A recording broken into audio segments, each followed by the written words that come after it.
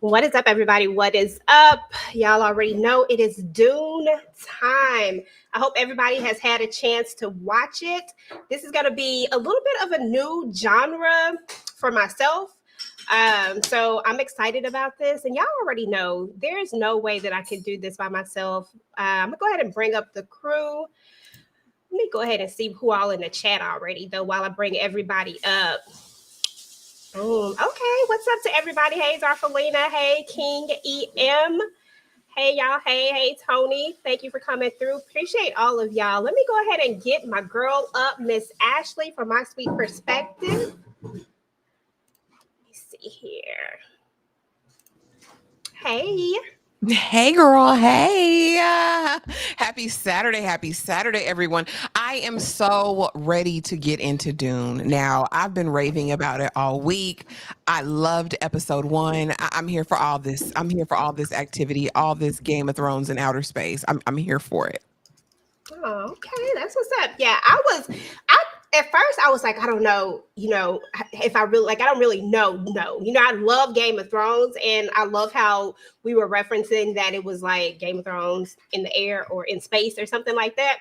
But I was like, I don't know if I can get into this. And then as I watched it again, and then I watched it. I said, oh yeah. I think I can get into this now because I don't know if it was just so new for me. Like I felt like maybe I needed to be in the Dune universe, but I really feel like you don't necessarily have to watch Dune in order to really get into it. But it may be something that you might want to try to watch. Listen, we got a special guest today. Before we bring up Tyra, because she's busy right now, she'll be right back here soon. But let me bring out our guest. Y'all know her from A Night of Horror. What's up, Nikki? Hello, beautiful people. Thank you guys for having me. Destiny's Child, I'm here. I'm here. Y'all see the three ladies are Destiny's Child, and I'm the brat on a Survivor remix. So let's You know what? I cannot with you. You are so silly. Girl, so listen, is this your first time really getting into like this Dune universe, or have you seen the movies before?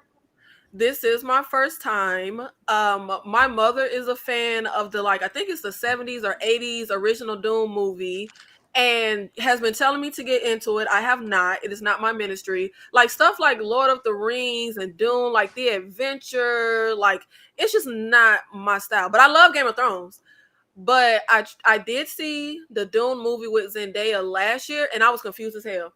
I was like, who are these people? Who is this other group? Why they set this man up? Like, I was so confused. But the Dune Prophecy show, no, it's not connected because it's like a prequel.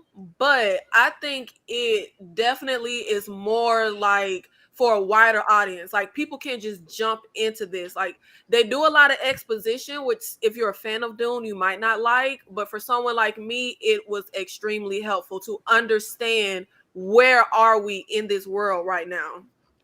Absolutely. I agree with you 100%. So, with that being said, I'm just going to talk a little bit, y'all, about kind of the synopsis that they gave to us. So, if you want to check it, if you want to take a look at this is a Max original, and apparently they say that it starts 10,000 years before the ascension of Paul Atreides. Now, apparently Atreides was the guy or the family, I guess you would say. It's a family, right? Is it like their name, whatever it is? That's Y'all a know how great these names. family. Yeah, like a great Yeah, house. the Yeah. Great House. Yeah. So apparently they were the one who beat the machines, allegedly, supposedly, because the jury's still out on that, because I don't think that that's true, but I don't know. But anywho, it goes on to say that it's also going to follow the two Harkonnen sisters, and that they basically that hold on, y'all, I can't read. It's going to be following two Harkonnen sisters as they combat forces that threaten the future of humankind and establish the fabled sect that will become known as Bene Gesserit. Now, that part we ain't got to yet, but this is just how they kind of introduce it to us. And pretty much it's a prequel, like Nikki said. It's a prequel. It even tells you somewhere in there, I think it's like 116,000 years or something like that. I can't remember the numbers, y'all. Don't hold me on those numbers because I'm not good with that. But the whole point is that you can actually jump right into this. You don't need all of the extra details of it. You just got to pay attention because it's one of those ones that you got to watch. That's it.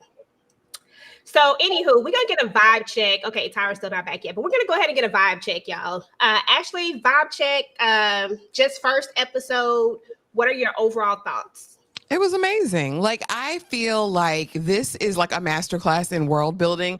I, unlike Nikki, am a super fan of epic fantasy.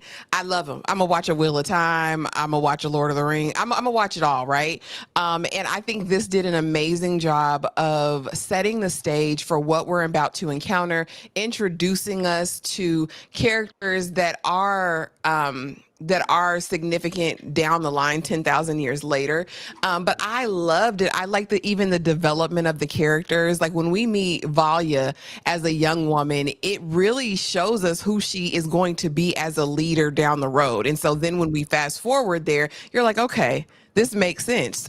She was determined to accomplish the purpose of the sisterhood, and then also kind of defy this image that her family name had on it. I also like when we get to the Imperium and we're meeting this royal family and how they're interacting. I just think this was a great setup episode. It had just enough action to where you're like, oh, okay. Because when she told old girl to stick the dagger in her neck, when I tell you I was locked in from that moment, and she bled out on the steps and we see the blood dripping down. And no, Nikki, I'm not turning into horror, I promise you. But I was like, oh, that was good. Like I said, oh, I need to know.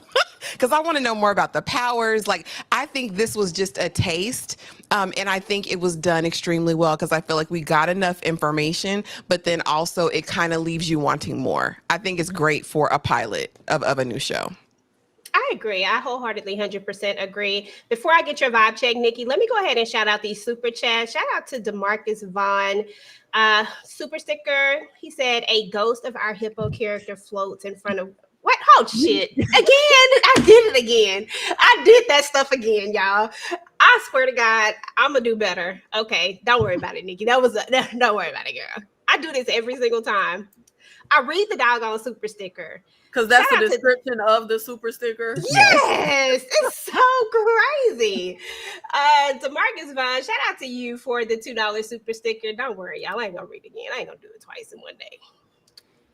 I don't think so anyway. Nikki, go ahead and give us your vibe check, girl. DeMarcus done threw me off, but I appreciate you, DeMarcus. Yeah, I feel like I was excited for this just because of like the lore and how hard the fans go for Dune. But I was kind of had some trepidations because I'm not Lord of the Rings fan. I tried to see Lord of the Rings like 3 times. I kept falling asleep. Like it's just not this is not my ministry. However, I was obsessed from the beginning, but I kind of felt the opposite of Ashley when it comes to Valia. Now I'm just a Southern black girl, so I'm gonna mess up these names. But I did not like the younger version. When she gave that speech, I said, baby, that is not how you give a speech. That was so tired. When Dorothea jumped in with her speech, I said, baby, now that's how you give a speech. That's how you gotta put some bass in your voice. But the adult Valia who becomes like Mother, I love her so much. And I thought I agree with Ashley as far as how you build a world. That was like my biggest gripe with Zendaya's Dune is we're placed in the midst of this world, but you don't even really know what's happening, who people are, the hierarchy, like all the interactions, the power dynamic. It was extremely confusing for me. So I can see fans of this show maybe feeling like the exposition and the over explaining it kind of feels like you might be holding the audience hand if you're familiar with this stuff already. But like I didn't know anything about like a sisterhood and we have the truth tellers and the imp. So I love that everything was fully like laid out. My favorite part was my baby Ragnar Lothbrok. I am riding for him so bad, but it was what hurt me the most, baby, when the little boy flesh started burning. I said, oh, we finna really go there with this show. When they kill kids, it's finna be no holds barred. Anybody can get it. I said, okay, they burnt that little baby flesh. They had him burning in hellfire. I am here. I say, okay, I know they really going to go there. And I think that was the fun thing about Game of Thrones. It felt like anybody could die. Nobody had plot armor. You never knew where they could go. And I miss having that feeling with the TV show, because typically you have that character or group of characters that there's no real tension, there's no real stakes, because they're not going to really die.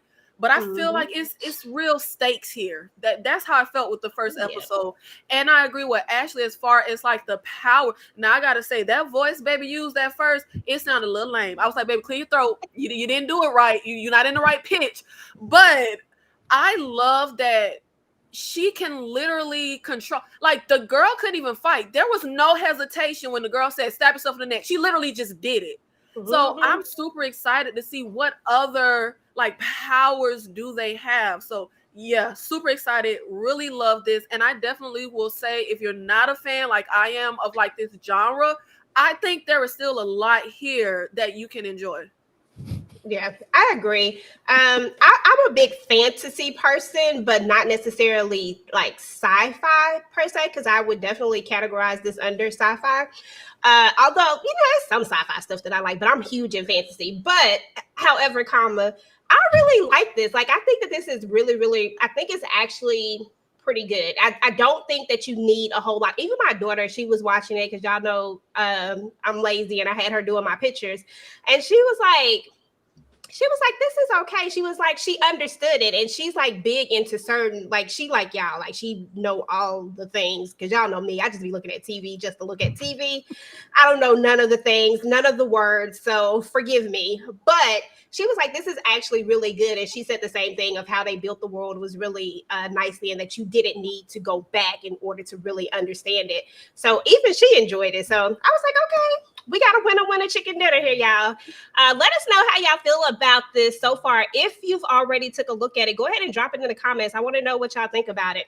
But let's jump into it a little bit more, y'all. Hold on, let me switch this up. I gotta get the rest of my notes up. So I want to kind of talk about the young Valia. Y'all kind of already touched on it a little bit, but when we kind of open up, we get the young Valia, right?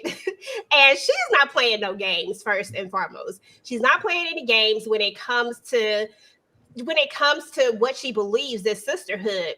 And then we learn about Mother Superior, the original Mother Superior, Raquel, right?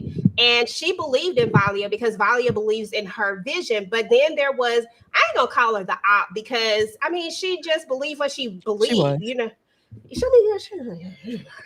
kind of the op. But Dortea, she believes the opposite. They called it a zealot, I believe, like a little faction. And I believe Raquel said that there was no room for factions inside of a sisterhood because everybody needed to be on the same doggone page. But yet, here we are. These people that believe that what she was doing was heresy. Actually, I want you to kind of explain or talk about, or even just tell me what you thought about what Raquel was actually doing with the breeding and trying to put these matches together. Oh, absolutely. So we meet, of course, Raquel, and we find out that, of course, she is the mother, the ruler kind of the sisterhood. And if you're not familiar with like this type of group, I likened it to Game of Thrones, like a Meister with superpowers. Or if you watched Wheel of Time, these were like the Aes Sedai, right? So they have different powers. They're assigned to a different great house, and they help the leaders make decisions because they throw up gang signs. They do all the things, right? They give you the tea. They have wisdom. They can tell who's telling the truth and who's lying. And so Raquel is the mother. And basically, she has this eugenics project where she is going to basically breed a line of royalty that she can get to be the imperial, ruler, but the sisterhood can rule them basically. Like, they will be down with the sisterhood. They will move at their bidding because of the prophecy or the vision that Raquel gets before she dies. And basically in this prophecy or vision, it's like, the burning truth. You're going to see this. We see the machines, we see blood, we see gore, we see all of these things that she's saying. Like, basically, it's going to be the end of the world again unless the Sisterhood intervenes. And so on her deathbed, Dorothea, which is her granddaughter, is there, and she's like, I need Valia, because Dorothea is a zealot and she doesn't believe in intermingling or playing with the genetic makeup or having their hand in that, right? She feels like that is sacrilege. So Valia is the one that's going to put in this work. And listen, you need people of the same mind. What's scary to me, though, is that while Valia thinks that she's doing the right thing, when we get a new sister coming with a new prophecy, she disregards it completely. She like, you don't know what you're talking about. I saw the burning truth. I know what it is. And baby, you haven't yet. And so I think that this is going to be fun to navigate, to see if Valia is going to be willing to compromise on this vision that she's had for 30 years based on Raquella, right? Because she ran with it. Raquella said this. She said, I'm going to do it. I'm going to take out anybody in the path. Again, I'm here for it. I'm here for the tension in that. And I'm here that Valia is being confronted immediately with the fact that, baby, you're not always right. Like, you may not have all the answers with, like Nikki said, Ragnar Lothbrok, aka Desmond, coming in and rocking the boat. Okay, exactly. But it was a lot. Let me just finish typing that because y'all know I can't do two things at the same time. Okay, so Nikki, what are your thoughts over just the whole idea of this breeding project that they have going on? Like, do you think that they're playing? She says that they're playing God. Do you think that that's what this is, or do you think this is a strategic move? I think it's kind of obviously playing God, but I wouldn't necessarily be a person who says that playing God is wrong, especially with the purpose and the end game that they have. But what I will say is I love how this was presented, because I didn't see Dorothea. How you say it? Is it Dorothea? Dorothea. Dorothea. I don't know, girl. Shout out to my country ass. Dorothea, I didn't think that she was like the op. I thought it was a presentation of two opposing people with very strong beliefs. They just so happen to be on opposite ends. But I love the fact that she stood up for what she believed in. She said, I ain't gonna never bow to you. Like, this is what I believe, and I'm going to stand strong in it. Somebody has to be wrong. Somebody has to be right, but that's kind of the point of something you believe in. And I love the fact that she believed in it to the end. Like, she went all the way with it. She was willing to die for what she believed in. She was not about to switch up. She wasn't even going to like be fraudulent. Like, I mean, a truth teller, so I guess maybe you can't front or be fraudulent. But I love the fact that she went out on her merit. She went out the way that she wanted to. That lady wasn't cold in the ground, and she went straight for them. What is them little embryos? And honestly, I was a little confused on their project. I was like, okay, because we're at a point where we time jump, and of course, like, she's now the mother superior. Y'all, all of these titles and names is gonna really mess me up. She's now Mother Superior, so of course now she's in the position to make sure that our vision goes forward of breeding, making sure we don't just guide the people in power, but we control them. So when we're setting up this wedding, of course, I know half of it is the fact that we want a princess. We want someone on the throne. But the 9-year-old kind of confused me, because I was like, wait, are we making embryos and like putting it in women? Like, did we take the bloodline and steal their DNA? I was honestly very confused on what exactly we're doing with that project. So I don't know if I'm just not smart enough, but it went over my head. I could not figure out what exactly they're doing. I don't know if they took the bloodline and cloned their DNA. I don't know if they made their own embryos. So I'm a little confused on that one. Girl, I understand. Trust me. I watched it a couple of times, and then I was like, oh, that's what they're doing. I think what it all boils down to is that they are picking the perfect matches, basically. Like, they know they have everybody's genetics or something like that, and they are putting together these perfect matches that they should be able to control eventually. You know what I'm saying? Like they put together these two people and say, okay, based on this, we should be able to control this person. Is that how it is, Ashley? That's what I got from it. So there's a lot left to kind of be, I think, exposed about this because again, we meet Nezzy all these years later, and then later we'll hear Kasha talking about, I found Nezzy. You know what I mean? And I'm basically the one who raised her. So I think there's going to be something different. I'm not sure if the mother and father that we see actually birthed her. See, right? that's why I was confused. Yeah. Okay. So I don't know if it was an artificial insemination thing. I don't know if she was made in some kind of test tube. I think we'll definitely get more into that as it goes down. But Kasha was my first clue because she was like, Nezzy, remember I found you. You know, I've raised her. I've been with her this whole time. So I think there's more to her origin story or how this whole eugenics project works. Okay, so And I'm then not this slow. No, you're not slow. Because I mean, you're not slow at all. I just don't think we've been presented all of the information because there's another part where we get another girl who says that she doesn't know her parents, you know, and that when they ask about like that they're not, I don't know if she said they couldn't ask about them or that they don't talk about. She don't know who her mom Lila, is because she was raised by the Sisterhood in the place. Yeah, she's like, I have no See, connection I to my thought she family. was just an orphan they took in. Okay, yeah. But they say she's a part of an important bloodline. So Yeah. we'll also make that known. So it'll be interesting. Yeah. So I feel like it's going to be a lot to really. It's going to be a lot, y'all. I'm going to have to get Ash to put us the spreadsheet together because I keep track of all of this because Lord knows. Y'all. So this part right here. So we talked a little bit about the original mother. They go into her history just a little bit, which I did appreciate because I was like, okay, what we got going on? But they go into her history just a little bit. On her deathbed, of course, we talked about how Valia was the one and she gave her the vision or whatever. Do y'all think that when we get, because I'm just kind of jumping out, I'm not going in any order, by the way, guys, I'm sorry. But do y'all think that at the end, when we see the flesh burning on both Kasha and, you know, of course, it's simultaneously happening to the little boy, is that supposed to be this vision? Like when she says, I see, do y'all think that that's somehow has a connection here? Or do you think that Valia is just capping because that's what she wants it to be? Ash, you start, and then Nikki. So when Mother Raquella has her vision, she calls it the reckoning, right? Like the reckoning is coming. So the burning in and of itself, I don't think is that. I honestly think Desmond is like a harbinger of the reckoning, or he is like the manifestation of the reckoning.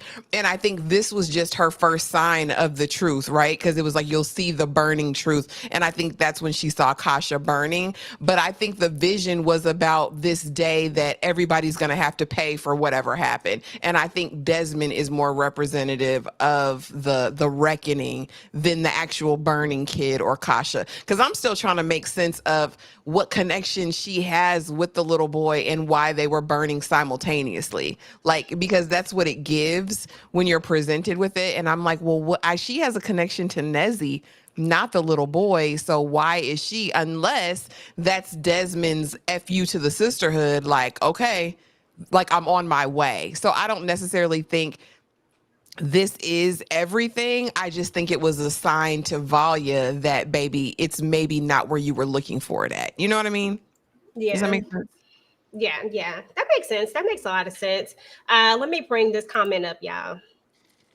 The genetic engineering is through marriage and ordinary procreation only. Okay, see, I did not understand that because I could have sworn they flashed or something, or maybe they were showing it in the woman's stomach. I don't know. But y'all, there was a scene where they show like an embryo. So I thought that room that Dorothea was trying to get in, I thought it was like a bunch of embryos back there. Like I thought it was So thank you. Okay, it's just normal hunching and procreating. Okay. Yeah, but I still feel like it's gonna be like something. I don't know, y'all, because like I said, I don't know. I take it with a grain of salt on the first episode because I feel like we're gonna start to get a bunch of more stuff. But I'm excited to see where this goes. Yeah, this was so funny to me when we started talking about when that little boy told her. He said, "My father said that I this don't is have to just a talk to you. formality." I ain't gonna say jack to you. This is a formality, y'all. When he took what were they eating, pomegranate or something, like a pomegranate, when they were eating the pomegranate and he took it from her and ate it himself, but then wanted to feed her when she was supposed to. I said, this little boy, he gonna be something else. But yeah, that was a lot. So I want to talk about the reasoning for so we got this wedding. We can tell that the emperor, he really doesn't, this is not what he wants to do. You can tell that he's a little uneasy about it. We already know that this is a setup, but he's feeling uneasy about the whole situation.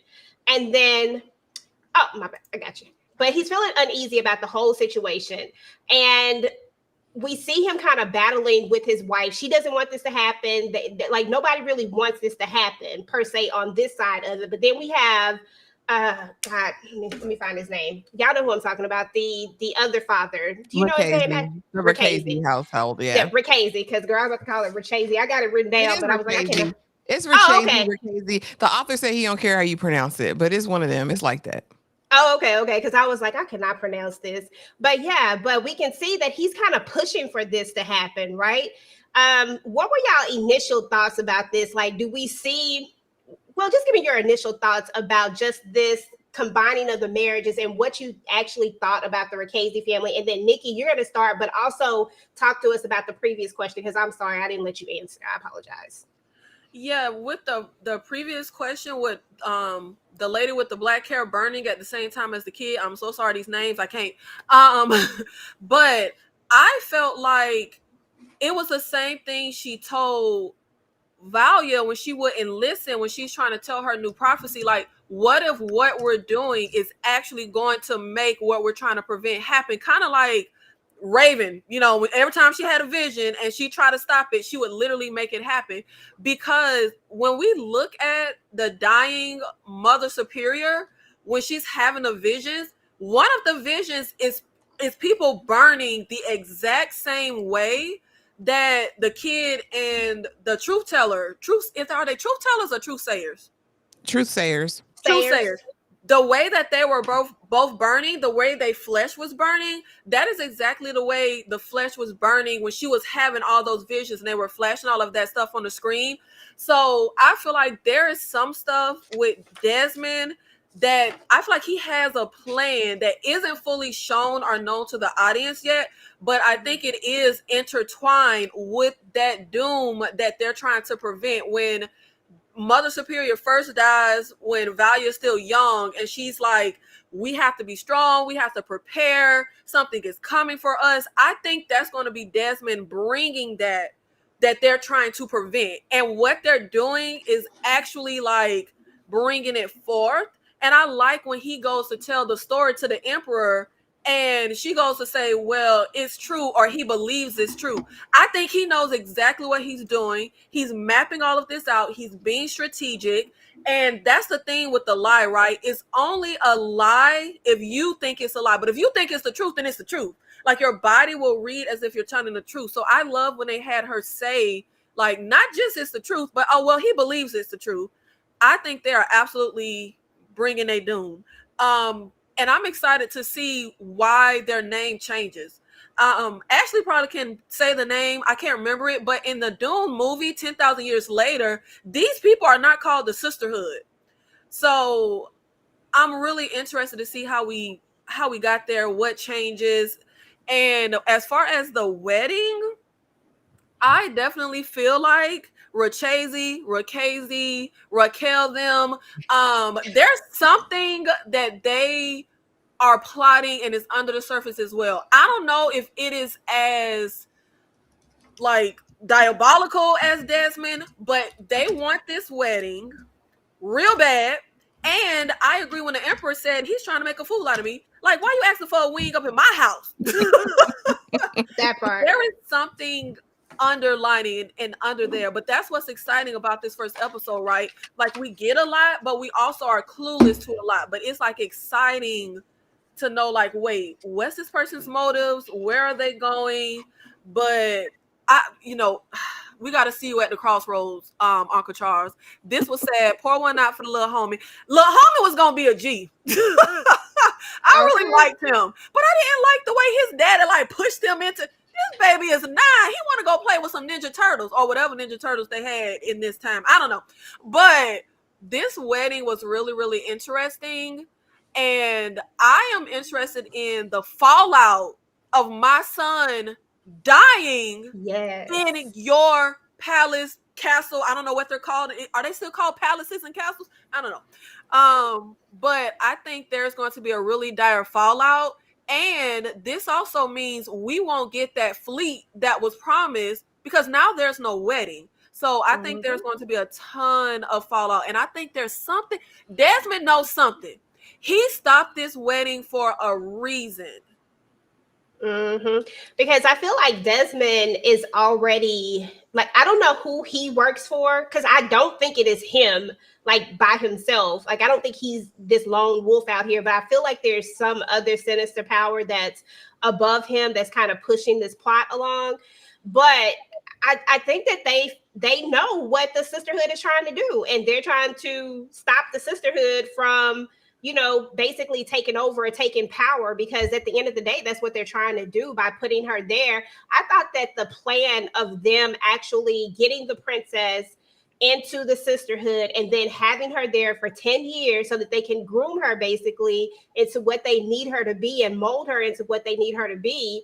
I thought that was, honestly, it was a pretty genius plan. I was like, that's a good plan in theory. Really? I thought it was. I thought it was stupid. You did? I thought it was good because it'll feel kind of natural. Like, it won't feel like this sinister plot, like, oh, we did. It really is just, okay, we get her over here. We teach her our ways, but like, you're literally just kind of inputting all the things that you need her to do. The only bad part about it is if she go rogue. That would be the worst part. And see, that's why I didn't think it was smart. If she was 9, like the little boy, then I would say it's genius. Then she's younger, she's more impressionable. At her big old age, what is going to happen? What is going to be her response when it is revealed that we're actually puppeteers? We're not just guiding your dad, who is the emperor. We're puppeteering all of this. See, I feel like it's dangerous to kind of let certain secrets out. Now, if she was younger, like I said, yes. But at her age, I personally didn't think it was smart, because I feel like that's one of those things you do not want getting out. Do you know how these people would react if they know they turning to this truth? And they puppeteering us? No. Yeah, I didn't think it was smart. Now, maybe the way they was going to go about it was kind of, you know how you kind of break people down and you ease them in little by little, but I still just don't see that working once you're that age. I can see that. I accept. I received that one. Ash, what are your thoughts? Yeah. So just to kind of speak to that really quick, that scenario and situation, I would say the same, Nikki, except I think Kasha, which was the truthsayer for her family, has been with her for so long. I think that she's been strategically planting seeds, because when we talk to Nezzy and she's, giving her mom the business, like, because her mama's completely against it. And she's like, no, I'm doing this for me because I want my free years. He's 9 right now. That means I got a good 9-10 years to do what I want to do. And I want to be a truthsayer. I'm passionate about it. So I'll be curious to see if we get flashbacks of how Kasha raised Nezzy and what seeds she sowed in her, because Nezzy seems very, very excited about going to the planet with the sisters, honey, and exploring that. I cringe at any of these child weddings, whether it was Game of Thrones, House of the Dragon, in any of the books. I'm literally disgusted. And to see this little boy up there grossed me out even more. I'll never get over it. I'll never get past it. It makes my stomach turn.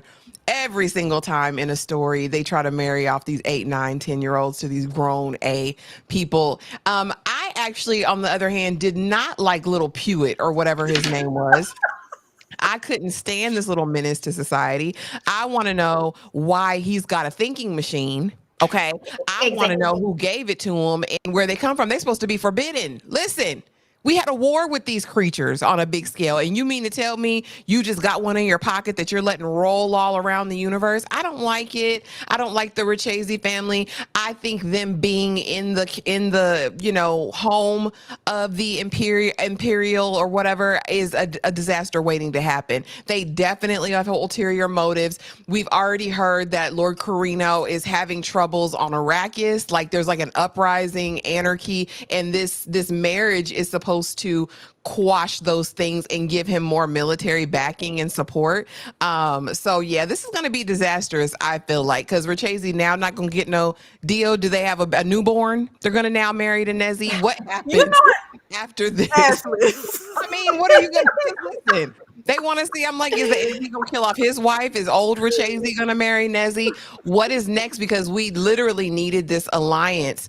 But I honestly get from this union again was supposed to be strategic. I'm surprised the Sisterhood was behind this because I didn't like this union from the beginning. Also, it kind of speaks to the weakness of the imperial leader, like this Carino guy. I think he's a weakling. Everything he did, he was looking for Kasha. He looking to his wife. He looking to everybody. I'm like, sir, if you don't stand on your own 2 feet and make a damn decision, if you ain't want this marriage to take place, do that. But you telling Ragnar Lothbrok, oh Lord, if there were gods, they would end this, so I wouldn't be in this vice right now. Ragnar said, say less. Desmond said, say less. Okay, that's exactly what he said. That's exactly what he said. I said when he said that, Ash, I said, really? I said, because you could feel it. Like, you could feel when he said it that there was about to be a consequence. Like, there was about to be an answer. You was like, oh, no, what he finna do? That's exactly how I felt. I was like, okay. So, let me read this comment real quick, y'all. Hold on. I got to move us around. I was going to say, you starting with the EJ is correct comment? Yes, of course. EJ. It's definitely correct. The Sisterhood raises these girls as sleeper agents who are completely loyal to the Sisterhood, the only path to power for women, just like our royals. I just feel like you wouldn't feel manipulated. Like if I'm the princess and I've been raised with the truthsayer lady, you wouldn't feel manipulated. Like I would feel like, have you been manipulating me my whole life? Like, do I really want to be in the Sisterhood, or do I want to be in the Sisterhood because you manipulated me? I don't know. I guess that's just how I was seeing it. Like, you have been manipulating me my whole life, and I would feel like you don't really care about me. I'm just a pawn because you want a Sisterhood, somebody from the Sisterhood on the throne. Yeah. I get it though. You could really, 2 things can be true. Because definitely if she ever finds out, go ahead. Nezzy be on that dope. She be on that spice. I don't know if I was just gonna say that. Listen, she be getting high. I don't know. Did y'all see when she went to that club and put that mask on? Like I'm not. Yes, I loved it. That was like one of the best things. I loved it. I said, girl, hey, go ahead and go to the freak club with your brother. Like, that's what I'm talking about. Go ahead. I loved it. 100%. That was one of my favorite parts. I said, okay, Nezzy. I was like, I really feel like Nezzy is going to be like a favorite for me. Like, I feel like this is going to be a character that I really, really enjoy. So I'm excited about that. Y'all didn't feel like her sword fighting looked real janky. Like, y'all too busy wanting a hunch. Please work on her skills. Like, it wasn't good. It wasn't good. I felt like she needed to work a little bit more when her brother was like, he's like, can I see? And then when she came out like she was really about to do this, I said, girl, now wait a minute. Their little mini lightsabers. I didn't like that part. That was the part I didn't like. I said, are y'all trying to be Star Wars or whatever? It's like, and then it was like lighting up as soon as they made contact. I was like, get this Atreides out of here. He ain't nobody. What you doing? Oh, I don't like him. I want her to find a better man. Yeah, no. Yeah. But because I don't believe that the Atreides are the ones who actually did it. So I feel like he comes from a janky family anyway from the jump, because I don't think they really unalived the machines. I think it was somebody else. It was the way that they said it. I don't believe it. Yeah, they talk about people who write history. You know what I mean? Mm-hmm. Yes. I feel like that was kind of the underlying, like, I felt there was some kind of foreshadowing with that. Like, you got to write history so you can say what you could. I freed the slaves, bro. Like, you know what I mean? You can say whatever you want to say happened. Exactly. Y'all, let's talk about this for a second. We kind of touched on it a little bit. And Ash, I completely agree with you, because I had no clue how these two things were connected. And that is what's throwing me. This is like a big question for me. But I'm wondering, Nikki, do you have any theories? Do y'all have any, like, just randomness? Like, I don't know. I'm just gonna keep it 100. I have no clue. But do you have any theories of what you think it could possibly be? As to why it's her and the little boy that burns. Oh Yes. yeah, because I think the whole point is to stop the wedding and to stop the sisterhood stronghold on the emperor. So we have to take out the little boy. That stops the wedding. We have to take out his truth teller because, like Ashley said, the mother is weak. Like, he needs her in his ear telling him what to do. So once you take this person's biggest influence that steers him left, right, up, and down, I think there's going to be a massive, massive, massive issue now that he no longer has that truth sayer by his side. She has been with them. This isn't like, oh, she just, we just got a truth sayer. Like, he's been looking to her specifically next to him for a very long time. And I think that is why her and the little boy was taken out. We can't just take the little boy out because then we're just going to tell her to spend something, for the emperor. Now we no longer, when I say we, I mean the sisterhood, we no longer kind of have our tentacles in there. I feel like he would have never went along with this wedding if the sisterhood did not have her in there. You know what I mean? We needed her in there so that we could get his daughter. Now we no longer have our Trojan horse over there in his castle. That's a huge drawback for the sisterhood. Gotcha. Okay, that's what's up. And I could see that. I could definitely see that. I was like, so we're gonna take out both of them at the same time, and now he doesn't have his truth sayer. And then, Ash, question for you. So do you think that we're going to find out in some reveal that it's someone that's closer to him that really kind of put these things in place to the emperor? Or do you think it's somebody that we just haven't met? Or do you think that it's somebody that's already infiltrated? Or maybe the wife? Or, like somebody that's closer? I think it's Desmond. I think Desmond Hart is on assignment. I don't know if he's on assignment for some supernatural entity, baby, because when I saw him absorbed in the smoke, I said, yeah, Desmond's not even of this plane anymore. He's got powers. He done sacrificed himself to the drowned god or did something weird to where he's now got these powers. And I think this is all by design. I really like Nikki's theory in that if I remove Kasha, I'm right here, right now. He already trusts me because I'm battle tested, right? I've come back with all of these stories of victory on Arrakis, and I'm this and I'm that. Now you don't have your most trusted advisor. Who's gonna step into that role? It's gonna be me. And I think honestly, with the Kasha situation, it was twofold. I think so. Not only do I get rid of his most, closest confidant, I'm now gonna become that, and I'm also gonna play in the sisterhood's face. Because one thing about Desmond, he calls them witches. He said, I hate them damn witches. The witches couldn't tell you that because he's sowing seeds of doubt the entire time in every conversation that he's having with Carino. It's like, oh, the witches ain't tell you that? I thought they knew everything. Like, oh, the witches this, they don't, So I think it was like, okay, let me get rid of his person and then let me stick it to Mother Superior. Let me stick it to Valia because I don't think Desmond is all the way human. I think he's a male with powers close to what the sisterhood has. And like I said, I think he did some low down dirty stuff. I think he sacrificed himself to some entity, and that's how he's got the power to burn people from the inside out. But this was definitely strategic. I don't think they needed another inside man. As far as the sisterhood, I think they'll adapt. I think that they have pockets of people everywhere. And Valia will rally, but I'm interested to see how her strategy is going to change now with this because they're acting like they ain't never seen somebody burnt from the inside out before. They're sitting there gasping. So again, this is the burning truth, but what is that truth? Because throughout this whole episode, the theme was, will you believe the prophecy or will you believe the truth? So how do we determine which one? Is the prophecy truth or does truth stand alone? I'm curious. Like I said, they set this up, honey, because I'm locked in. Yeah.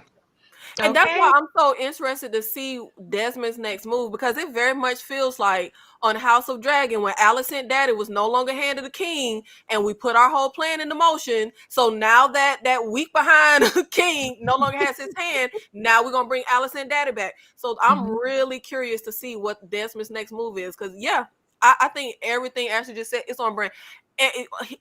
Your advisor is gone, sir. We've already been a little chummy. Come listen to me. Mhm. Yeah. And I know what's going on in Arrakis. I can Yeah. direct you there. Oh Yeah. yeah, and speaking of, y'all, what was that scene when you just said you think that Desmond? I like calling him Ragnar Lothbrok, but when when you said that Desmond sold his soul to something, y'all, what was that scene where the Emperor was looking down at this like little built thing, and Mhm. you saw a man and like this sand thing? What was that? It was him being See, absorbed that's by what the I dune. thought. It Yeah, was that was him. him. That's why I said he didn't sacrifice himself to the drown god. Listen, he works for them. He works for somebody. Because that should have killed him. It really should have. And when he said that, I was like, dude, you really should have been gone. What's up, C? I tried this show, watching this show last night, and I couldn't get into it. I'm the minority. I know. I watched for my boo, Travis Filmer, aka Desmond. I think there's a lot of people watching for him. I ain't even gonna lie. I think it's a ton of people that tuned in just because of that. But I do think that I think that especially for me, it took me twice before I got in it. You know what I mean? Like before I was like, oh yeah. Really? Yeah, the Wow. first time but you know me, I be looking at TV at nighttime, and that's a horrible time to look at No, TV in the y'all, bed at EJ night. be turning on a new show when she finna go to sleep. Exactly. Horrible. I know, but I think that was the main problem. But then later I came back to it and I was like, oh, okay, look, we about to get into it. So yeah, hold on, I missed some stuff. Sorry, y'all. I talked Oh, about baby, this who already. eyeball? That was when she was seeing the burning. Oh, That was when she was seeing the burning. When I had went back to get a few extra pictures, and that was one of the extra ones I got. I was trying to get it from far, but I didn't redo it. Back in the beginning, right, when we kind of talked about Dortea and we talked about Valia and how she made this decision, right? Like she was like, look, we not gonna do this. Like, and she took out Dortea and she said something along the lines of the hearkening name when they think of her name, basically is forever stained. Do you feel that to be true, or do you feel it's or I feel like she did what she had to do. Like, I'm just not mad at Valia for taking out Dortea. You know what I mean? Like, I feel like she did what she needed to do to advance the sisterhood. And then she actually did it. She grew the sisterhood. She did all the things that, what you say her name is, Ashley Raquella? Because I've been calling her Raquel like she going to be Raquel. Rock sooner or later. Yeah, Raquella. Raquel. She did all the things that she asked her to do, pretty much, basically. So I feel like I don't think her name is going to go down on the wrong side of history per se. I don't know. I think I need more information. Nikki. yeah. Well, for one, I think you're saying that because from the vantage point of the show, we're meant to root for them. But I feel like we don't yet know whose beliefs are correct. Was Dortea correct, or is Valia correct? And also, when you get to the Dune movie, her family is like the most powerful, richest people, even over the Emperor. And I was like, wait a minute, I know this last name. That's Valio's shamed family that was cast off into the desert like Abraham. Yeah, so I think the outcome of how any moment in history looks, it typically depends on looking back in history. So I don't think it's something that can be judged now. I think it'll be something where if everything goes to plan and she was right, it'll look back without shame. But if she's wrong, they're gonna look back with shame. Like, girl, you shouldn't have killed that lady. She knew what she was talking about. Yeah. Okay. That's what's up. And I do think that there is a certain point where, because I feel like Dortea and the Zealots or Zealots or whatever, they start with a Z.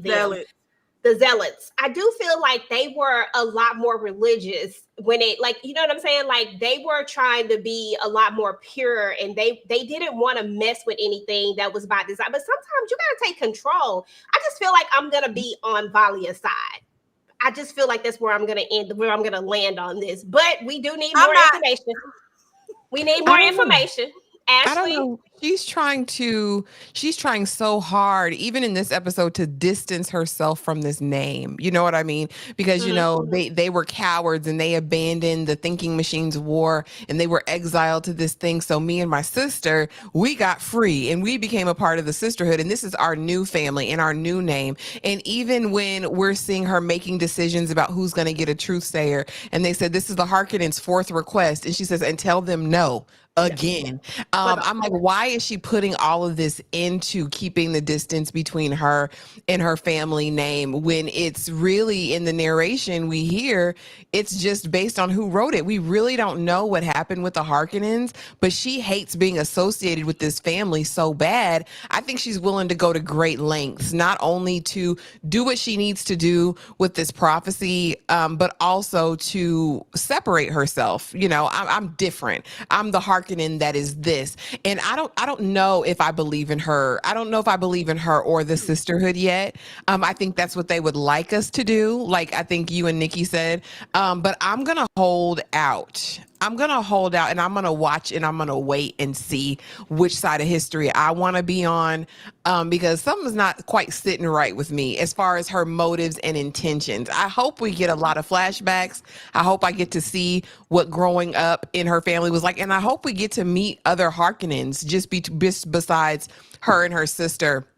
I noticed with Valya's character, she's very hard, right? And we kind of see the opposite in her sister Tula, especially when they're choosing kind of the acolytes that they think are going to be something, right? Tula likes Lila. She's like, oh, she's a true empath. She's this, she's that. Valya likes this man-looking woman who is out of control. Like when you get up and say a story like that, your parents told you to the flesh peddlers, and oh, y'all bought that. Ugh. And that's who Valya likes. It speaks volumes to me. And so I'm really curious to see who this family really is, because none of us are monoliths. And I hate this idea that all the Harkonnens are going to be bad, or all of, any line is going to be bad. But child, I'm going to wait and see, because Valya is crucial. I But mean, I that's the kind of thing like her. with the Harkonnens. The whole family wasn't it just her great grandpappy? Like the whole family wasn't cowards. That one my great granddaddy married my grandma when she was about 13. He was 28. Don't put that on me. Like he was just the granddaddy. Okay. The granddaddy ran from the machines as he should, rightfully so. I want to live. But just because the granddaddy did one thing, the whole bloodline was shamed and banished out into the desert. But I think the whole Harkonnen bloodline is evil. But that's just because I tried to watch the Dune show with Zendaya, and them people control Spice and set up that little pretty boy and his family. The Harkonnens are evil, and it's gonna come out in the wash that Valya is a Harkonnen. Oh, dang. You know what? But I am a sucker for a villain sometimes. So you never know about me. But we gotta see though. I'm holding out. We're gonna see exactly where we go with this. But we did meet one other Harkonnen. We didn't get a lot of screen time with him. We didn't get to figure out who he really was. I can't think of what his name is. I just remember he was talking to the emperor. He was talking to him about some nonsense. I'm like, the emperor don't have time for this, bro. Like, what are we doing right now? When they were at the wedding, I can't remember what he was talking about, but that was a Harkonnen too. And I don't know Oh, if that's I going didn't to know be he was a Harkonnen. The one the emperor blew off. that one. Oh, okay. But I just don't know what his, what his thing is just yet. So we gonna see though. Nez, the Princess Nez. Hold on, let me see if I want to talk about her yet, because I think I got another thing of her. Yeah, we're gonna back out of girl style. My man, my man, my man, my man, my man. So silly. Leave him on the screen. Right. Sure, I'm gonna leave him right there for you. But I want to move on to talk about some very specific characters that we got introduced to. Hold on, let me see if I can pull up the first one. Here we go, right here. I got to take him off for just a second. We'll bring him back, though, I promise. We got Princess, and I just really am curious to just get y'all's initial thoughts of these characters, and and I know we don't have a lot to go off on right now, but kind of what you want to see come from these characters as we're moving through this series. We're going to start with the Princess. Ash, you start out, then Nikki, and then we'll go to her brother.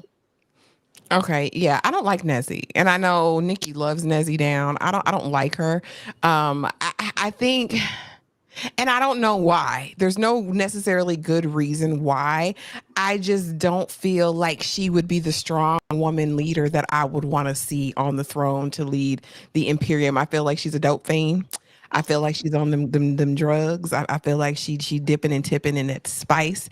I think that she is very, when you think about a leader that you want to rule, right? You think of someone who's selfless, who's willing to put their motivations on the back burner to think of the people. Nezzy is thinking about that coot nanny. She's thinking about that dope, and she is thinking about living her best life and having powers. I think that's her full motivation, and I do not think that is what a good leader makes. So for me, Nezzy, she's in the bottom. She's in the bottom of my characters at this point. Don't like her. Mm-mm.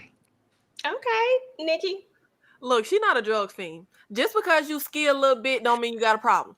But I like Nezzy because I'm gonna be here for any woman hoeing around. She got her little piece on the side, cheating on her little 9-year-old child bride, and the way she was talking to her mama, it was very much giving. I'm gonna have my side dude for the duration of my mom. I know what I'm doing.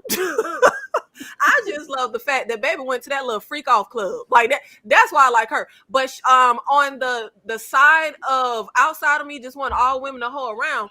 I do not like her as a leader. She is no Sarah Connor. I do not see her leading the resistance. Yeah, no, absolutely not. As a leader, them sword, I could have sword fight better than her, and I never picked up a sword in my life. That looked weak as hell. She looked like, and I don't know if they just didn't cast the right actress. I don't know if they didn't do enough, training before they shot the scene. But baby, that the sword skills was weak. They were weak. It looked like little kids in Chuck E. Cheese playing with a sword. It was real bad. They too busy giving each other the googly eyes. They're not doing real training. Yeah. As far as her going off to the freak off club, I am team Yanez all day. But as far as her actually being the one that the sisterhood is putting all of this into, and she's going to be the one on the throne, no, baby, stay in the freak off club, stay off the throne. Okay. Constantine Carino. Now, this is the illegitimate son of the emperor. And it says that he's torn between seeking his father's approval and indulging his own vices. What y'all think? Because I felt like, well, I ain't gonna say what I thought his vices was, but let's just talk about him for a second. Vices was girl, women, no, men. Yep, that's what I thought his vices were. But I don't know. But we gonna see. Ash, what's your first initial thoughts of him, and will he play any significance as we advance the story on, or what you got for him? I mean, he's there. He's going to be there. I was like, why are you sending a brother to go check out the sisterhood? The way Valia looked at him like, boy, is she going to stay just with the rest of them? Oh, well, that's not acceptable. She said, well, sorry. Like, what do you think you're going to do, sir? He's big fine. Of course, he's going to be embroiled in some sort of steamy, hot love affair during the season. But I don't know, other than that, what is his real motivation? It wasn't made clear in this first episode that he was actually the illegitimate son, because we didn't really see the interaction between him and the wife. So I'll be curious to see if there's like enmity between the two of them. But other than, kind of just filling in some gaps and holes where they just need another character, I don't see how important he's going to be. He gave me very much lackluster. He gave me very much, I don't care, I'm not interested. He tried to throw his little weight around. I wasn't impressed. I was just like, oh, okay. Like, he didn't move me as a character. I agree. Nikki, did he move you? Move me well. But he kind of gives me, remember them little Stark little boys who ain't really played no real role, and you forgot about them. And you was like, oh shoot, he got them little Stark boys. That's what he gives me. I agree with Ashley. Like, he's here, he'll be there. But I do disagree with Ashley. I could have sworn that during the series, because like Critical Thinker in the comments said Nezzy can't occupy the throne, she's a woman. I could have sworn in the show they said he cannot occupy the throne. He is an illegitimate, like he isn't true bloodline heir to the throne. I could have sworn in the show they did say that Nezzy is the heir to the throne, That's not what I was just her. writing her back because they said this will be the first woman Yeah, to reign. They say that a couple times in the yeah. first episode, so that's interesting. Yeah, so Nezzy, even though she's a woman, she is absolutely in line to occupy the throne, not her brother. And he definitely gives me bisexual. I'm so hyped. See, we needed the camera to follow him in the Freak Off Club. After we saw the sister, we needed to see the man and the woman or the non-binary that he was with, because he definitely gives me those vibes. So I'm a fan of his because he bisexual. I'm here for you, little boy. But outside of that, I think it would be interesting to maybe have him come in the clutch as like an unsuspecting character that you wouldn't expect to really have a big part, as far as a pivotal part in the plot, because he does give insignificant side character. Like, he gives expendable. Yeah, that's what I'm thinking too. I think it would be good if it did pop out like that, like all of a sudden this character was somebody that was really, really important. But right now, I don't see his importance just yet. But who knows? Before I move on to the next set of characters, I forgot to ask you guys something that I really wanted to ask you. Remember when Tula had asked her sister to go to the archives and make sure that this was a breeding match?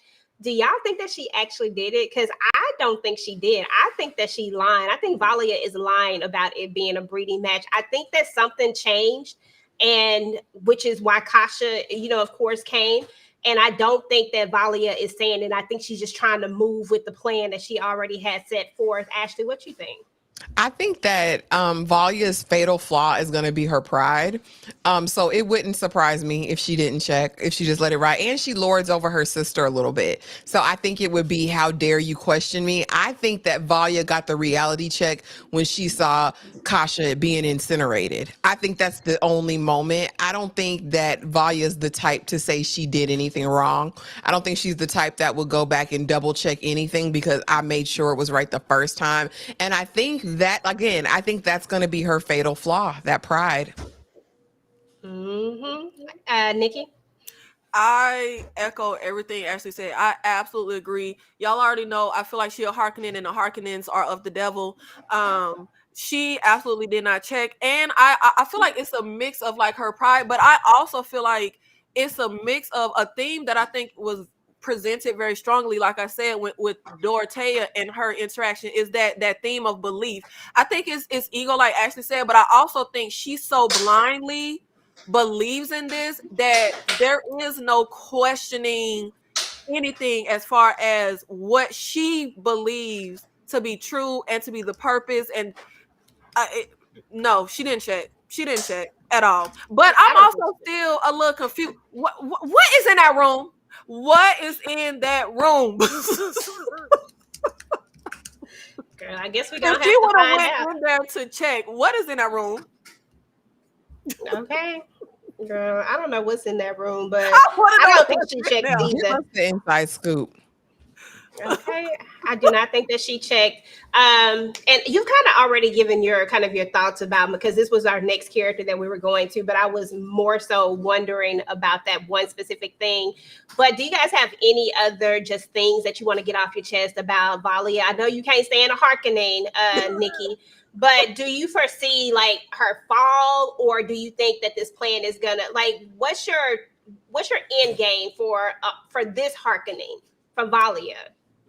I definitely feel like she's going to be one of the top characters that I enjoy in the series. She's not my personal fave, but as far as her role in the mix of the story that's presented, I think she's going to be extremely interesting and entertaining to follow.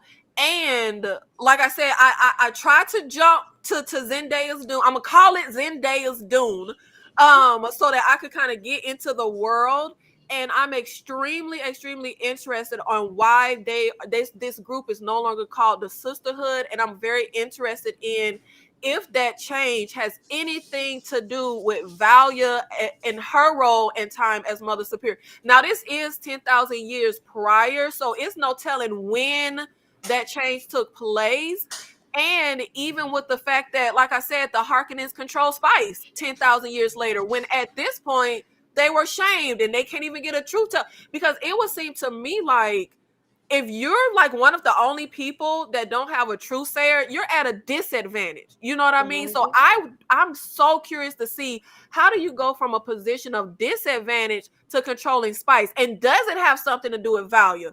Does she eventually try to aid her family? Like she's going to be so pivotal. Yep.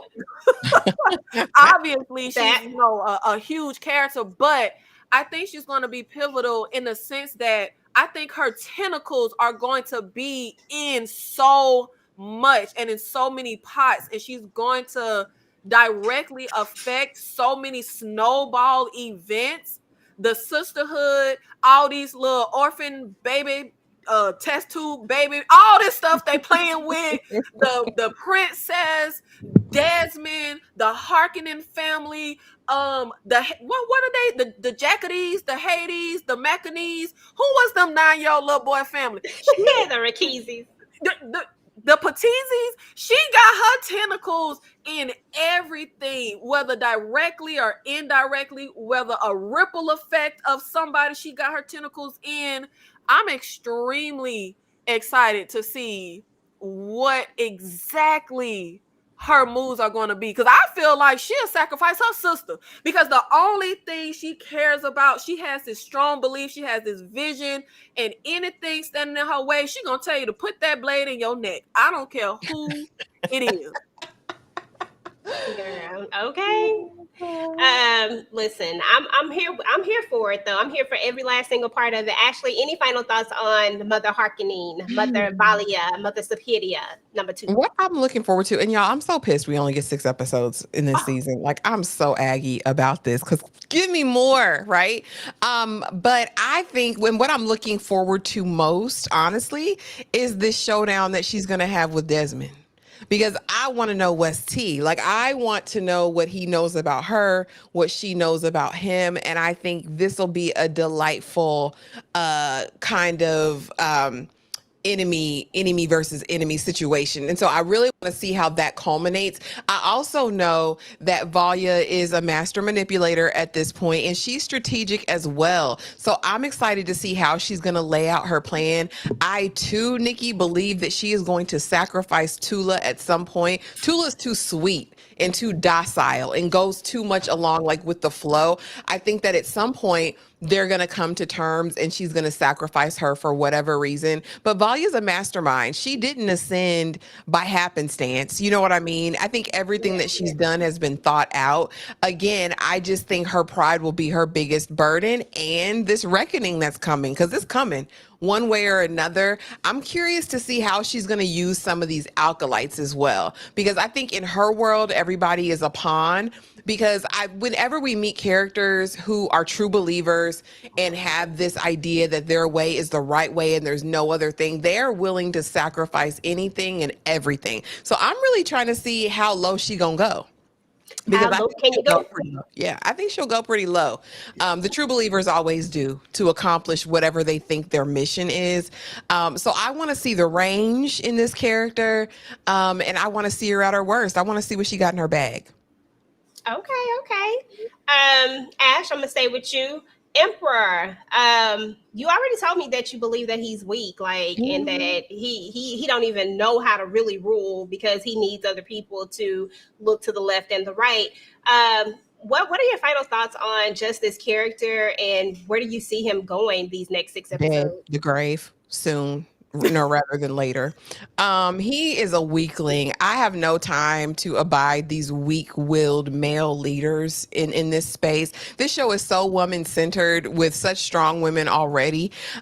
He's a loser. I don't like Carino. I don't like that all of his decisions are based on what someone else told him. I think he's a figurehead at this point, and I think it'll be easy to slit his throat in the night. I think it'll be easy to burn him up from the inside out. I think it'll be easy easy for Desmond to do whatever he needs to do to use him as a puppet. So I think because of that fact, and because Desmond is in the house right now, Valia, the Sisterhood, the Truthsayers are going to have to do something to him, because Desmond has his ear at this point. And I think that's the most dangerous thing for the Sisterhood at this point, because Desmond's going to have him trying to do some stuff to the sisters. Watch. Oh, well, I don't think you need to have another one come in here. I think we need to put in some rules in place. So because of that, he'll go by the wayside. I give him to episode 3 or 4, but Carino gonna get taken out, I'm pretty sure.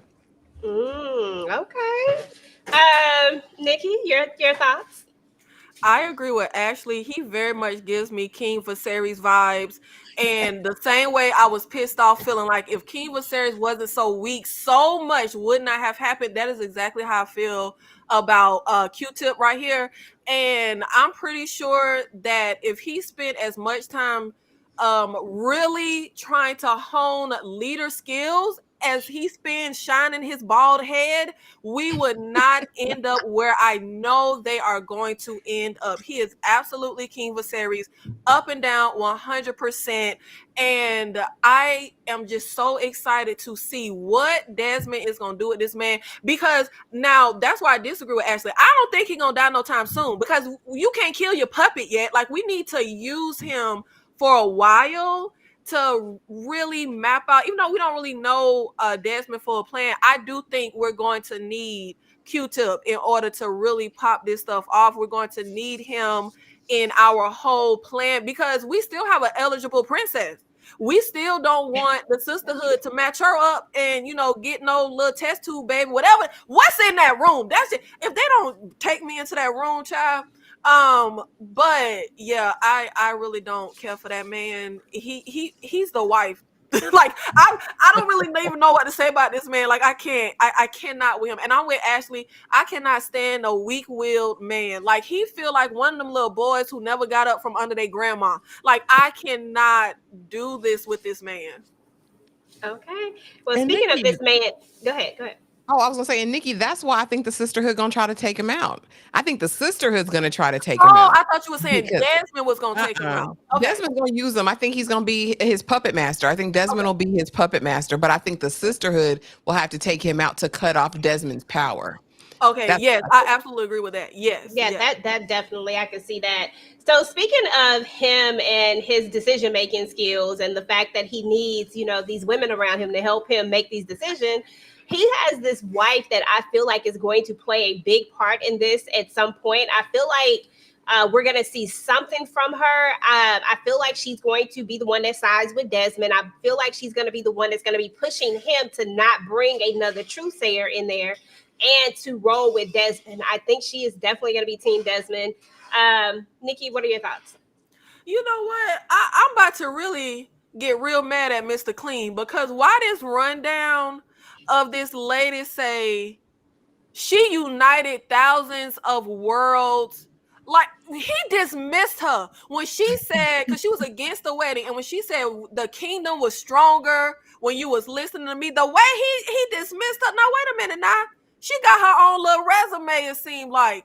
I definitely am hoping that she is as strong as she seems, and that she gonna pop out, and really get ahead of her bald head husband, and really make sure that the whole kingdom don't go down in Desmond's hellfire. But I feel like we haven't really seen much of her yet for me to really have any opinion. We pretty much just had little moments with her, but I'm hoping she is as strong as she seems. I hope she is as smart as she seems, because she definitely come across as having more sense than Mr. Clean. So I'm gonna give her that. Even with her limited screen time, she definitely seemed like she got a lot more sense to him. But yeah, I don't think we have enough information yet for me personally to have much to say about her. No worries.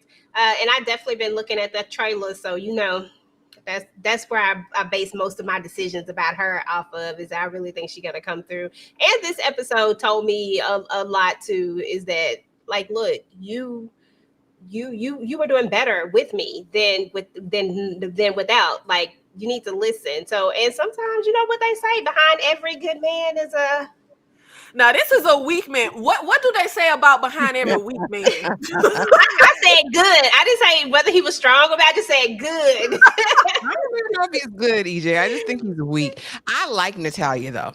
I think Natalia about that work. I just can't tell right now if she is going to be for good or evil. I have a feeling she's gonna bust it wide open for Desmond though. I got a I think so feeling. too. I think I so think they're too. gonna be banging on the bathroom floor, and I don't know. Because I mean he's already weak, so let's just make him a cuckold as well. You know what I mean? Why not? Why not? Why not, Ashley. Karina?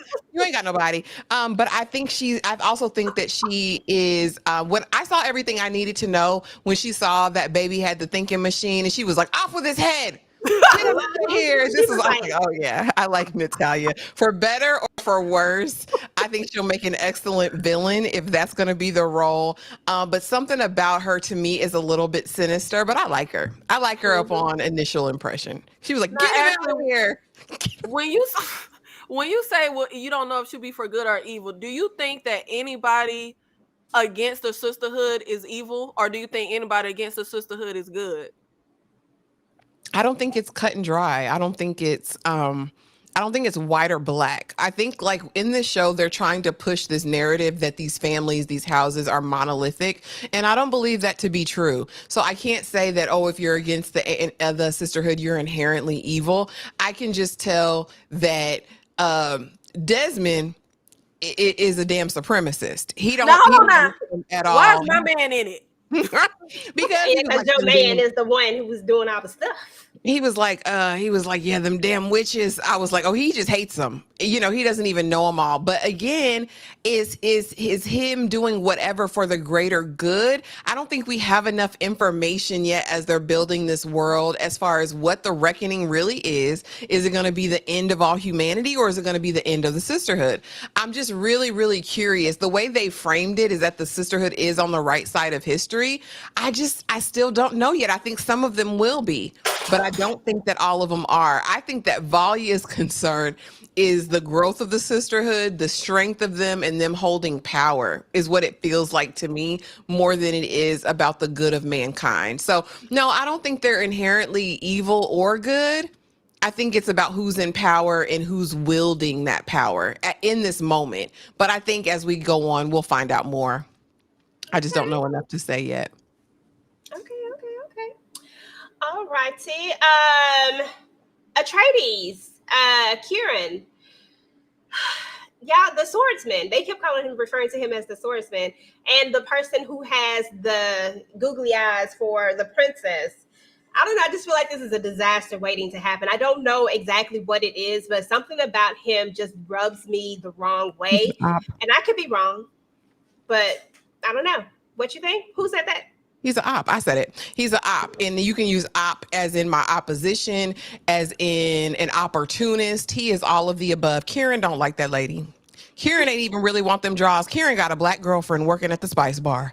What we're not about to do is play in her face, because the way she looked at him like, where are you going? Like, with her. Kieran low down dirty. He is a social climber. He trying to get some kind of status or something. I don't trust this fool as far as I can throw him. And I can't pick up heavy things, y'all. I don't like Kieran. I don't want to see him much anymore. And he ain't even that fine. I said, if you're going to do it, and if you're going to be big and bad, I need you to be fine. I need you to be Ragnar Lothbrok in the first season of Vikings fine. Oh, yeah. That's what I mean. You're trying to sling some dangling and cheat on your black girlfriend with the braids at the bar. Like that's what I need in a Kieran Atreides. But no, I feel like he's an op. I feel like he's a social climber. I feel like his intentions are not right with Nezzy, and she thinks it's just some D for right now. But he's gonna want more. Watch, she gonna fall in love with him. Okay, that's what's up. Nikki, is she falling in love with him? Is he a traitor? Is he a op? And is that girl that was at the bar his girlfriend? I thought I was the only one caught that. Now, I don't know if she was the girlfriend, but I was like, wait, what is, because the camera lingered. I was like, what's with this? I didn't know if I got girlfriend. I didn't know if I got, he was plotting with her. I was like, baby, is there a camera in the room? I didn't know what it was, but I was like, why does it look like they look like two little Batman villains giving each other eyes when Bruce Wayne walked into the room. Like, I don't know. It was very odd. I didn't know if it was girlfriend, but I definitely agree with everything. See, I like to be Ashley Opp, so I'm mad that she is taking everything out of my brain because I absolutely agree. I don't know what it is about him. I don't know if it's because he ain't fine, because I'm going to have blinders on if you fine. But yeah, I do not trust him at all in the slightest. I feel like this show is really mirroring like Game of Thrones and House of Dragon for me. And at least that little, oh Lord, let me not curse. That guard that Rhaenyra was freaking off with, who we know what kind of turn he took, at least he was fine. I understood why Rhaenyra had to take that guard down. I don't understand. Baby, is it slim pickings where you at? Because he's not giving. He's not giving at all. And I feel like, y'all, am I missing something because I'm bad with these names? Was the Atreides, that's not the people who was writing history? Yes, it is. That's it. Okay. But wouldn't you have a better position, or is this like a prestigious position? Why am I just teaching somebody how to sword fight if I'm a Atreides? I don't know. Like, is that prestigious? I was like, why he look like a little flunky? He's a sword master. Again, I'm like, has their house fallen? Is the house so big that people just aren't in? I mean, I don't know. That's why I was confused. Like, I would think, that's why I was thrown up, because y'all, these names is messing me up. And I was like, wait a minute, I could have sworn the Atreides was them niggas writing history. Like, why is you over here slanging for your meal? Like, you slanging it for your supper. I'm just so confused on why. Like, baby, but your name. Okay, so that is the name. But yeah, I'm ready to see when it all comes out in a wash. I don't know what him and that black girl plotting. I don't know if she was giving girlfriend, but I know they were giving plot. Absolutely.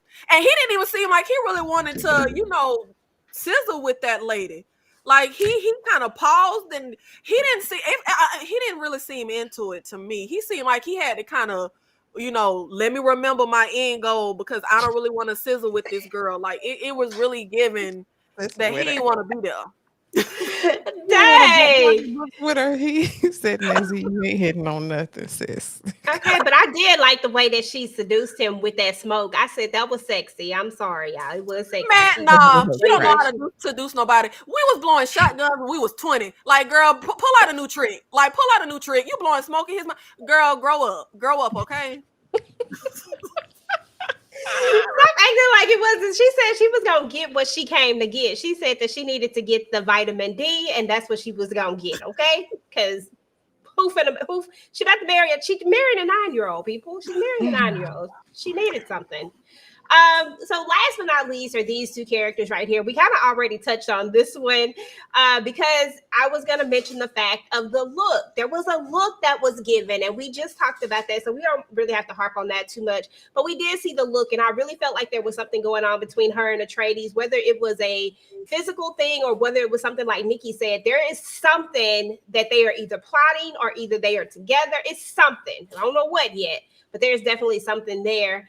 So I was going to ask y'all about that, but y'all already answered that. So now we can talk about Desmond, because Desmond is the reason why everybody's looking at the show, right?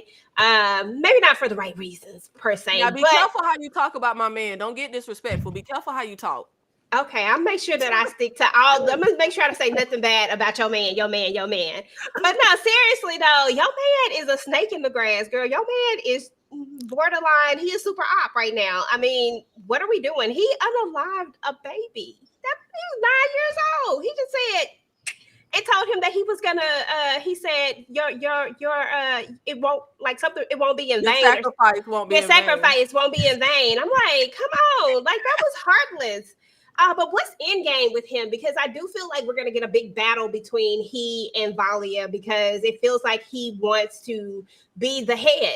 I don't know if he's trying to take over the Sisterhood and maybe change it into something else. Like, I don't know what it is, because I feel like once a brother get in there, it's no longer the Sisterhood. But y'all let me know what y'all think. Ash, you start, and then Nikki, you. I'm going to be quick, because Nikki going to have a lot to say about her man. Okay. Desmond, again, he is another true believer. And like I said, y'all know, I think he's imbued with a spirit of something else, because these powers are not normal. When he sat down in that hallway with that baby, I said, it's over for you, youngin'. I said, that's Ragnar. I said, it's over for you. You're done. And he looked a little bit sad about it. So I give him that. I give my G that. He was like, had to do it. But again, let's blame Carino, because Carino wished and willed this to happen. If Carino hadn't been like, oh, if the gods exist, they would do this, and this, and he just did the bidding. I like his character. I think he's formidable, and I can't wait till we see him go toe to toe with Valia, because I think they are matched. I think they're matched in powers, supernatural, insight, all that stuff. And I think they're matched in strategy and what they kind of see. So I'm curious about what this cat and mouse game is going to be. Love his character. I don't care that he's a villain at this point, because he's a villain. You unalive a 9-year-old, you're a villain, sir. But I'm here for him. I absolutely is. And he's still fine. He just got a couple years on him, but he still look good. I'm here. I'm here for all of this carrying on, and I just want to see more dialogue. That's the only thing I was kind of pissed off about in this episode. I felt like I didn't get to see him talk much. He was lurking, he was skulking, he was peeping out the scene a lot, like, let me assess the situation. But we only had 2 conversations with him and Carino. I need to see and hear more from him. Okay, look at y'all. Just looking at it for all the wrong reasons. I don't know what y'all got going on. Nikki, go ahead. What you got the flow, boo. Go ahead. Now, first of all, y'all talking about ops, but the true op is EJ. Because why my man ain't got his own picture? Why he on the picture with this girl? Why is this girl in the wedding near him? Like, you the true op. But I do not sit on the side of Ashley of he a villain. We don't know if he a villain yet. Okay, we don't know if he a villain, because like I said earlier, I feel like the vantage point, the way the show is framed, we're meant to be on the side of the sisterhood, but I ain't on their side yet.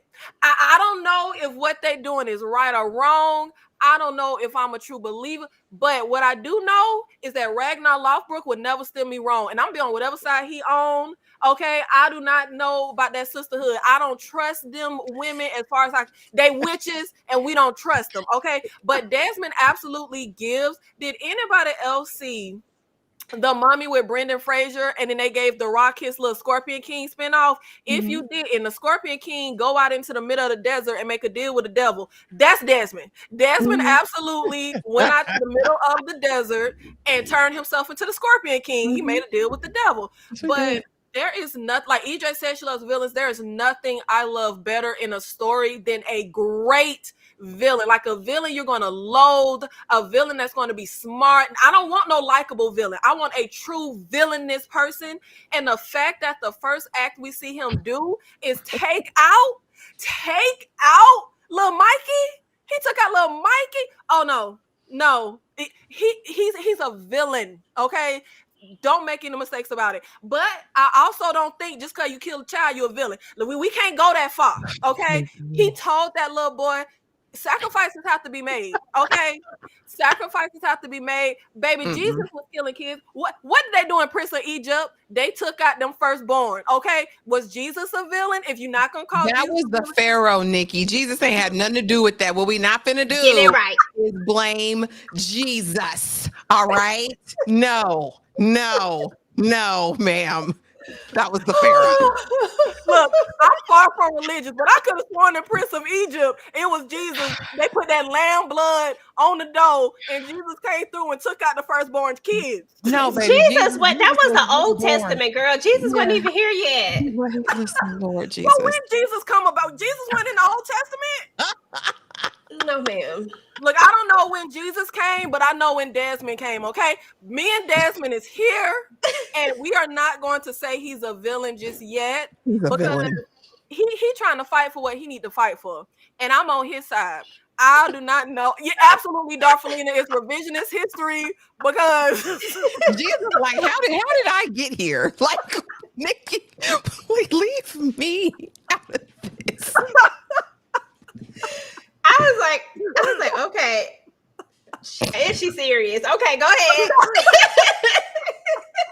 Like, is she serious about it? Okay, look, I'm just a heathen. Okay, I don't know what Jesus did. I'm sorry, but he gonna do what I said he did, and he killed them firstborn.